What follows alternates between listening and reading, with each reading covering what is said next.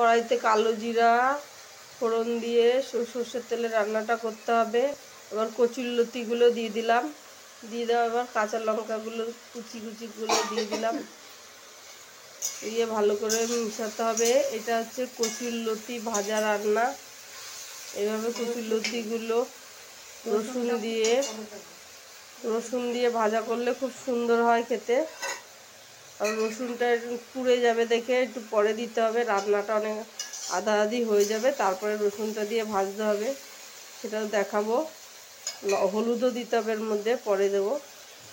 এটা ভাজা হতে থাক, পরে ফিরে আসছি। রসুনগুলো ছাড়িয়ে পরিষ্কার করে নিয়েছি। এবার এই একটা গ্লাস দিয়ে রসুনগুলো একটু থেতো করে নেব। এইভাবে হালকা হালকা প্রেশার দিলে খেতে হয়ে যাবে। এইভাবে করলে বেশি সুন্দর লাগে খেতে। এই যে থেতো করে নিচ্ছি, এইভাবে সবটা করে নিচ্ছি। দাও, হলুদ দিয়ে দিলাম, আর এই রসুনটা থেতো করে রেখেছিলাম সেটা দিয়ে দিলাম। আবার ভালো করে মিশিয়ে নিতে হবে। এভাবে লতিটা ভাজা হয়ে গেলে আর একটু লাল লাল করে ভাজতে হবে, অনেকটাই এখনো ভাজা হয়নি, সেটাও দেখাবো। দেখো এটা ভাজা ভাজা হয়ে গেছে, লাল লাল একটু ভাজা ভাজা হলেই হয়ে যাবে।